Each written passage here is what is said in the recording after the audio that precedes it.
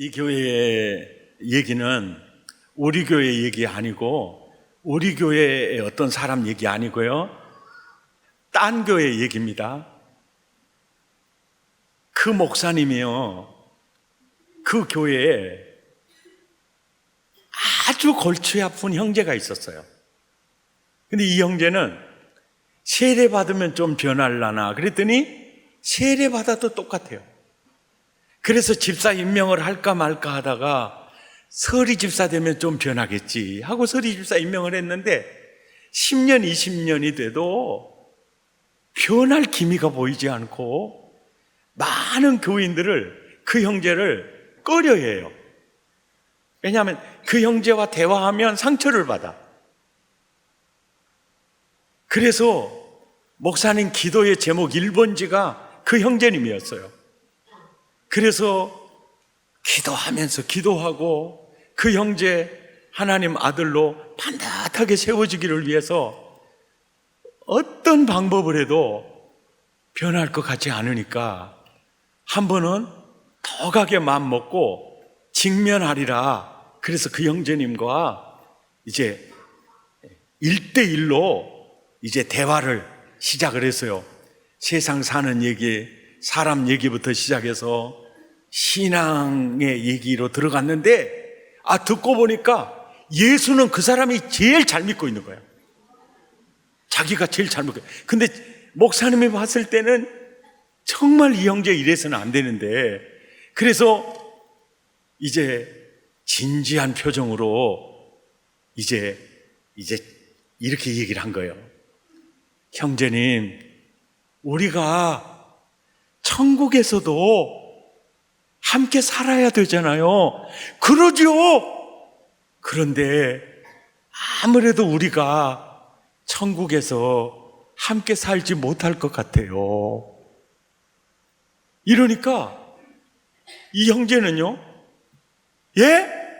목사님 무슨 짓을 저질렀는데 그래요? 제가 도와드릴게요. 제가 도와드릴게요. 이랬더라는 거예요. 오늘 이 얘기가 사실은 누구 얘기냐면 라오디게아 교회 얘기예요. 이 오늘 본문에 라오디게아 교회 얘기예요. 이 라오디게아 교회는 나는 부자야. 나는 부족한 게 없어. 나는 신앙에 어떠한 부족함도 없고 이 정도 나처럼 예수 믿으면 돼. 이렇게 생각을 하고 있었던 교회예요. 근데 예수님이 그를 딱 볼 때 아니야. 너는 부자가 아니고 가난한 자야. 가련해서 내가 볼 수가 없어. 볼 수가 없어. 그러면서 예수님이 그래요. 회개하라, 열심을 내라, 눈에 안약을 사서 바르라. 이 말은 뭐냐면 눈이 열려야 되겠다 그 말이에요. 이거 오늘 아까 딴 교회 그 형제 얘기가 딴 사람이 아니고 라오디게아 교회 얘기. 그런데 이 라오디게아 교회를 예수님이 어떻게 반듯하게 세워갈 수 있을까? 이제 작업을 예수님이 시작을 하는데 15절 16절에 보면 먼저 크로조바라는 단어가 내가 네 행위를 안다 이렇게 나와요. 내가 네 행위를 안다. 그래서 행위를 들고 예수님이 나가는 거예요. 내가 네 행위를 안다. 근데 제가 이 성경을 통해서 제가 이 본문을 설교도 참 많이 했거든요. 여러분도 아마 기억하실 겁니다. 그런데 제가 이번에 이 구절을 보면서 이것을 발견한 거예요. 다음 화면을 보여주세요. 예수님이 라오디게아 교회야 내가 네 행위를 아노니 그러면 문장이 이렇게 흘러가야 맞거든요. 네 행위가 차지도 아니하고 뜨겁지도 아니하도다. 이렇게 흘러가야 이게 문장이 맞아요. 내가 네 행위를 아노니 네 행위가 차지도 아니하고 뜨겁지도 않다. 이 말은 뭐냐면 신자 같지도 않고 불신자 같지도 않다. 구분이 안 된다 이 뜻이에요. 물에 물 탄 듯 술에 술 탄 듯 어떻게 보면 신자 같고 어떻게 보면 불신자 같고 그러니까 내가 네 행위를 아노니 네 행위가 차지도 않고 더웁지도 뜨겁지도 않다. 네 행위가 차든지 뜨겁든지 하기를 원하노라. 네 행위가 이같이 미지근하여 뜨겁지도 아니하고 차지도 아니하다. 이렇게 문장이 나가야 맞는데 행위라는 단어가 없죠. 예, 그러죠. 이게 무슨 얘기일까? 네 행위가 내가 네 행위를 아노니 네가 바로 차지도 않고 더웁지도 않다. 이게 뭔 얘기예요? 행위가 바로 너야. 행위가 바로 너다. 삶이 바로 너야. 이 얘기를 하는 거예요. 행동이 바로 너야. 삶이 바로 너야. 이 얘기를 하시는 거예요. 남편이요, 그렇게 무심해요. 그런데 하루는 자기야, 우리 그 연애할 때 데이트했던데 우리 한번 가서 같이 데이트하자. 그리고 데이트했어요. 그리고 저녁 먹자. 그리고 영화도 보자. 그리고 부인과 많은 시간을 이렇게 보냈어요. 그리고 집에 들어와서 빗자루, 전에는 한 번도 들어본 적이 없는 빗자루를 들고 청소를 이렇게 하기를 시작을 해요. 그러면서 잠자리에 들면서 자기야, 나는 자기 안 만났으면 어쨌을지 몰라. 자기가 내 아내 되어준 거 너무 감사하다. 이렇게 표현을 할 때 여러분이 아내라면 어떤 생각이 들 것 같아요? 야, 이렇게 빨리 변하면 죽어야? 이런 생각이 들겠어요. 예? 아, 이 남자가 진짜 나를 사랑하구나. 그 생각이 들겠어요. 행위가 사랑이라는 겁니다. 행위가 믿음이라는 거고 행위가 바로 그 사랑이라는 겁니다. 그래서 요한복음 14장 15절에 너희가 나를 사랑하면 내 계명을 지키리라. 어떤 남편은요, 아내 말대로 듣고 살아요. 예? 그냥 여보 짜장 먹어 그러면 짬뽕 시켰다가도 짜장으로 돌아버려요. 예, 그 왜 그래요? 그냥 자기 이리 와 그럼 알았어. 항상 거분거분해. 그렇게 덩치 컸던 주로 조폭 두목들이 그러거든요. 조폭 두목들이요 제일 꼼짝 못한 사람이 자기 부인이거든. 그러니까 저 조폭 두목하고 사는 사모님 어떻게 힘드셔 사세요? 아니에요. 완전히 집에 오면 내 종이에요. 이게 뭡니까? 사랑하면 사랑하는 사람의 말을 능동적으로 듣게 돼 있어요. 내 남편은 진짜 말 안 듣는 거 보니까 사랑하지 않은 거 봐. 이것 가지고 또 집에 가다가 싸우지 마세요. 예. 나를 사랑하는 자가 내 계명을 지키는 거예요. 근데 우리 신앙이 차지도 아니하고 뜨겁지도 않아요. 그게 뭐요? 주님을 사랑하지 않는다는 거예요. 바로 네가 문제라는 거예요. 오늘 본문이 말하는 내용이 바로 그 부분을 지적하고 계신 것이죠. 요한복음 15장 10절에 내가 내 아버지의 계명을 지켜 그의 사랑 안에 거하는 것 같이, 보세요, 그의 사랑 안에 거하는 것, 예수 안에 거하는 것이 믿음이라 그랬죠. 믿음이라 그랬죠. 그러니까 내가 아버지 계명을 지키는 거, 그의 사랑의 아들 안에, 예수 안에 거하는 거, 이것은요 둘이 아니라 하나예요. 하나.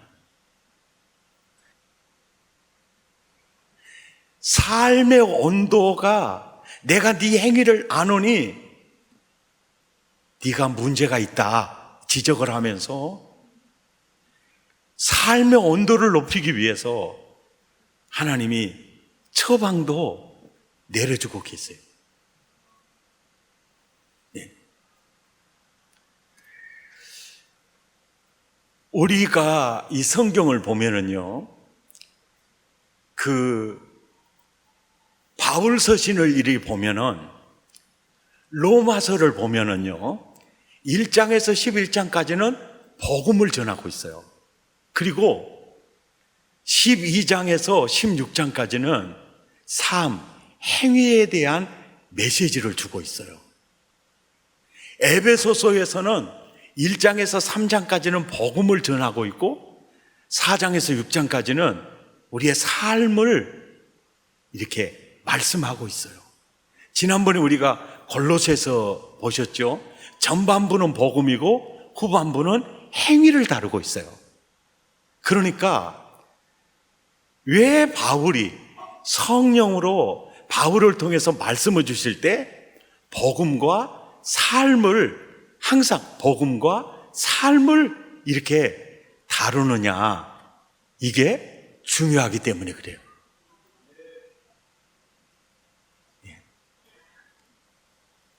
요한계시록에서도 요한계시록 14장 12절에 딱 그거예요. 하나님의 계명을 따라 사는 거하고 예수에 대한 믿음을 지키는 거, 이 두 가지를 계시록에서는 묶어서 예수에 대한 믿음을 지키는 것과 계명을 지키는 것, 바로 이 자가 승리자가 돼요. 그러니까 예수 믿고 되는 대로 사는 삶은 절대로 안 된다는 얘기예요. 바로 네 행위가 바로 너고, 네 행위가 바로 너의 믿음이며 너의 사랑이다. 아멘이죠. 우리는 자칫하면 행위로 구원받지 않고 하나님이 당신의 외아들을 몸짓고 피 쏟아 이루어놓은 구속의 은혜로 믿음으로 받는다 나가니까 행위를 신자들이 가볍게 여길 수가 있잖아요. 이것을 구약이나 바울 서신이나 복음서에서 이것을 그렇게 기울어져서는 절대 안 된다. 계시록까지 말씀하고. 아멘입니까? 예. 그러면서 우리가 있잖아요. 내 남편은요, 교회 다닌 지 10년, 20년 됐는데요, 항상 그 모양, 그 모습이에요. 그렇게 말하는 아내의 마음이요, 너무 답답하고 마음 아픈 거예요. 그런데 그런 남편만 있는 게 아닙니다. 그런 아내도 있어요. 우리 아내는 교회 10년, 20년 다녔는데 말하는 것이나 행동하는 게 하나도 변하지 않아요. 오히려 세상 사람보다 더하네요. 이것은 남편의 아픈 마음을 표현하는 거예요. 그 모습을 본 하나님은 어떤 반응이 나올까? 그게 바로 15절, 16절이에요. 내가 네 행위를 아노니 네가 차든지 뜨겁든지 하기를 원하노라. 그러면서 뭐요? 하나님의 마음이요. 내가 너를 토하여 내치고 싶다는 거예요. 근데 토하여 내칠 수 없는 것은 나를 사랑하신, 우리를 사랑하신 하나님의 사랑이 자식을 버릴 수도 없잖아요. 예? 근데 마음은 진짜 버려버리고 싶어요. 버려버리고 싶어요. 너는 이제부터 내 아들, 내 딸 아니다! 진짜 해버리고 싶은데 그 모진 사랑이 그러질 못해. 바로 그 마음입니다. 그 마음. 그런데 반대로 우리 아내가 달라졌어요. 이게 텔레비에 많이 들었던 얘기죠. 우리 아이가 달라졌어요. 굉장히 기쁜 소식이잖아요. 내 남편이 달라졌어요. 세례받고 달라졌어요. 세일 모임 참석하고 달라졌어요. 행카하고 달라졌어요. 얼마나 기쁘잖아요. 아내 마음에. 그 소리 하나님이 볼 때 어쩌겠어요? 하나님이 볼 때 얼마나 행복해 하시겠어요? 내 남편이 달라졌어요. 그때 아내의 기쁨보다 하나님의 기쁨이 더 크겠죠. 그러니까 우리의 삶의 지수가 하나님에게 기쁨이 되는 겁니다. 그리고 동시에 이웃에게 복음이 되는 겁니다. 복음이 되는 겁니다. 나와 교회가 온도가 올라가야 될 부분이 삶이에요. 아멘이죠. 그 삶입니다. 삶. 정말 그래 주님이 그래요. 어느 정도까지 성장하면 돼요? 나 닮으면 돼 그러잖아요. 나 닮으면 돼. 옆 사람 인사합시다. 예수님 셋째 동생, 넷째 동생은 꼭 되십시다. 인사를 막둥이라도 됩시다. 예. 아멘. 막둥이라도 꼭 되십시다. 오늘 본문이 그래요. 삶의 온도를 높이라 행동을 책망하신 주님이 20절에서 이런 얘기를 해요. 누구든지 내 음성을 듣고 문을 열면 내가 그에게로 들어가 그와 더불어 먹고 그는 나와 더불어 먹으리라. 그런데 라오디게아 교회는 예수님을 문 밖에 세워뒀던 겁니다. 그러니까 우리의 삶의 온도를 높이기 위해서는 마음의 문을 열고 예수님을 영접해서 예수님이 내가 너에게로 들어가 너로 더불어 먹고 너는 나로 더불어 먹으리라. 이게 믿음이거든요. 이 믿음 지수를 높이면 삶의 온도가 높아지게 돼 있어요. 예수님을 영접했습니다. 그러면 내 안에 주님이 계시죠. 그죠? 내 안에 계신 주님, 성령님의 인도하심, 역사. 그 다음에 또 하나는 내 육이 또 살아있어요. 그래서 하나님의 말씀 앞에 예수님의 요구가 있고 내 육신의 요구가 있어요. 그러죠. 그때마다 늘 예수님 앞에 나를 부인하고 육신을 쳐서 복종시키고 예수님을 따라서 살면 그 지수가 올라가는 거죠.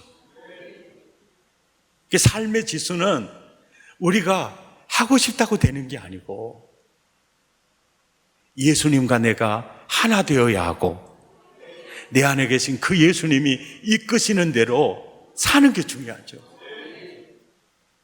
종편 드라마 중에 장안의 화제가 됐던 드라마 1988 기억하시죠? 드라마 횟수가 엄청 길어요. 그래서 처음부터 그거 보기 힘들어요. 그런데 한번 딱 봤는데 예쁘장하게 생기는 보검이가 나오더라. 보검이가 박보검이 알죠? 박보검이가 딱 나오는. 그리고 보검이 친구가 엄마 장례식을 치르고 거가 쏙 빠져가지고 대급박 쭉 쳐받고 이제 와요. 와가지고 보고마, 인자 보니까 넌 어렸을 때부터 엄마 없이 엄마 돌아가시고 어렸을 때부터 너 혼자 살았잖아. 근데 나는 이제 엄마가 또 돌아가셨어. 그러니까 이 친구가 그래요. 보고마, 엄마 보고 싶지 않니? 그럴 때 그 아이가요, 대답을요, 성경으로 해버려요. 내 안에 엄마가 계시오. 그래요. 예. 내 안에 엄마가 계시오. 그러니까 이 말로 그 아이를 위로하는 거예요. 그럴 때 그 아이가 그래요. 보고마, 우리 엄마도 내 안에 계실 수 있을까? 그 대사가 가슴 뭉클하게 되더라고요. 네 안에 나 있다 그러잖아요. 아멘. 이게 믿음이거든요. 이게 천국이죠. 천국이죠. 이 믿음, 예수님과 내가 하나 됐다 그래서 우리 삶의 온도가 높아지는 게 아니에요. 아빠는 의사예요. 엄마는 약사야. 근데 얘는 공부를 별로 못해.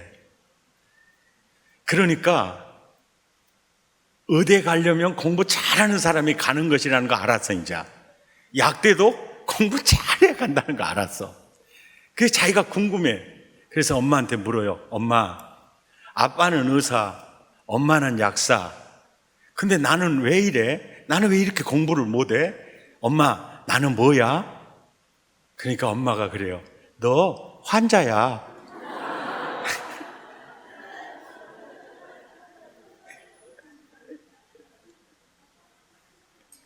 그러면 엄마, 나 주사 맞으면 돼? 안 돼. 약 먹어도 돼? 안 돼. 그러면 어찌해야 돼? 노력하면 돼. 노력하면 돼. 너희 아빠도 그렇고 나도 그렇고 머리에 진물 나도록 공부했어. 근데 너는 공부는 안 하고 몇 개만 하잖아. 그러니까 안 되는 거야. 지금도 늦지 않았어. 너도 종자가 괜찮으니까 노력하면 돼. 따라서 합시다. 나도 종자가 예수 종자니까.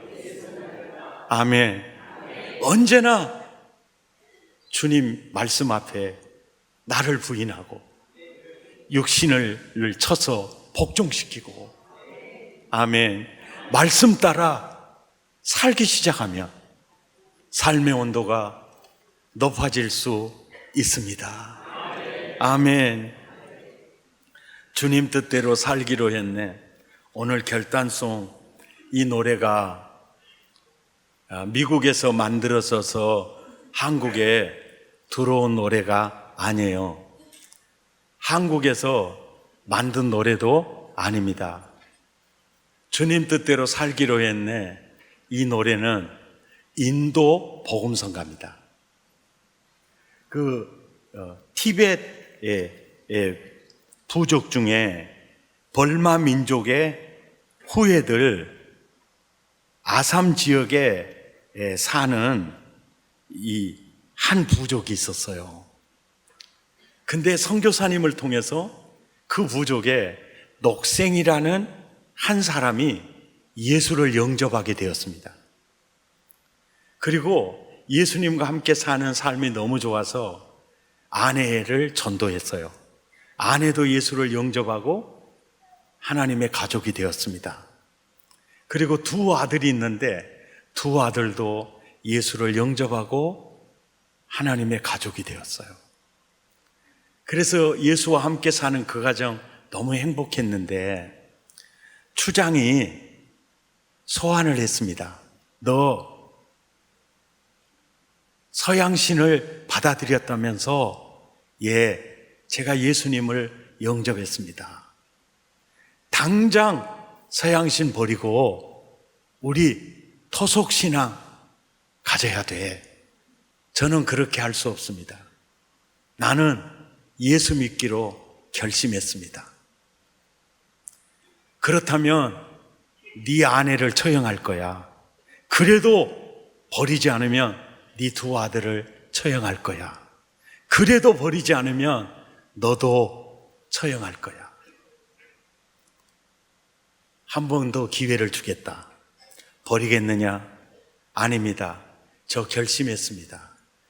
예수님 따르기로 결심했습니다. 그 자리에서 아내를 처형합니다. 그래도 버리지 않겠느냐? 버리지 않겠습니다. 네가 버리지 않으면 두 아들을 처형하겠다. 저는 세상 등지고 주 따르기로 결심했습니다. 두 아들을 처형합니다. 마지막으로 버리지 않겠느냐? 이제 너를 처형하겠다. 저 주님 따르기로 결심했습니다. 뒤돌아서지 않을 것입니다. 그럴 때 처형을 합니다. 그 추장이 그 처형 사건 이후로 도대체 예수가 누구이기에 두 아들과 아내와 자기 목숨보다도 예수의 믿음을 지킬 수 있느냐. 그래서 그 추장이 선교사님을 찾아옵니다. 그 녹생에게 복음을 전해줬던 그 선교사님 찾아와요. 도대체 예수가 누구이기래? 그럴 때 예수는 하나님의 아들이시고 우리의 죄를 십자가에서 대신 담당해 주시고 그를 믿는 자마다 죄덩어리가 으덩어리가 되고 하나님의 나라 백성이 된다고. 추장이 예수를 영접했습니다. 그리고 그 지역의 모든 그 부족 전체가 예수 믿게 되었어요. 그리고 그 선교사가 순교당하는 녹생 그 형제를 보고 썼던 가사가 주님 뜻대로 살기로 했네. 뒤돌아서지 않겠네. 세상 등지고 십자가 보내. 이 시기를 적어서 인도 민요에 붙여서 불렀던 노래가 이 노래입니다. 이 곡이 인도 민요입니다. 하나님, 삶의 온도가 바로 나이지요. 행위가 바로 나이지요. 예수 10년, 20년 믿어도 변하지 않는 삶을 보고 마음 아파하시는 하나님, 이제 삶의 온도를 높이기 원합니다. 육신의 정욕에게 져서 육신을 따라 살지 않고 이제는 유혹 앞에 예수님 따라만 살기로 다짐합니다.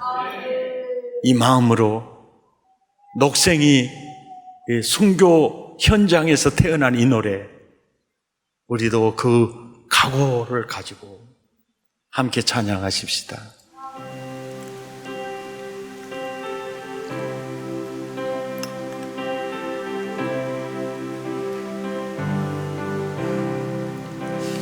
주님 뜻대로 살기로 해. 아멘. 주님 뜻대로 살기로 했네. 주님 뜻대로 살기로 했네. 뒤돌아서지 않겠네. 이 세상 사람 날 몰라줘도, 이 세상 사람 날 몰라줘도, 이 세상 사람 날 몰라줘도 뒤돌아서지 않겠네.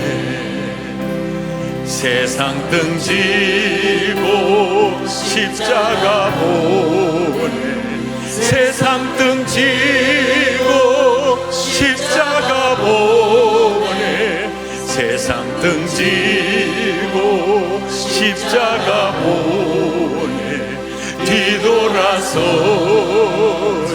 않겠네. 주님 뜻대로 살기로 했네. 주님 뜻대로 살기로 했네. 주님 뜻대로 살기로 했네. 뒤돌아서지 않겠네. 이 세상 사람 날 몰라줘도 이 세상 사람 날 몰라줘도 이 세상 사람 줘도 뒤돌아서지 않겠네. 세상 등지고 십자가 보내 세상 등지고 십자가 보내 아멘. 세상 등지고 십자가 보내 뒤돌아서지 않겠네. 우리 함께 기도하겠습니다. 하나님, 말하는 것이나 생각하는 것이 저는 어린 아이입니다. 삶의 온도를 높이기 원합니다. 그래서 하나님께 영광을 돌리고 이웃에게 복음이 되는 삶이 되기 원합니다. 내 안에 계신 주님, 나는 죽고 예수님이 이끄시는 대로 따르는 일에 소홀히 하지 않기 원합니다. 그래서 삶의 온도가 높아 예수님 동생처럼 살기 원합니다. 마음을 더하고 입술을 열어 우리 함께 기도하겠습니다.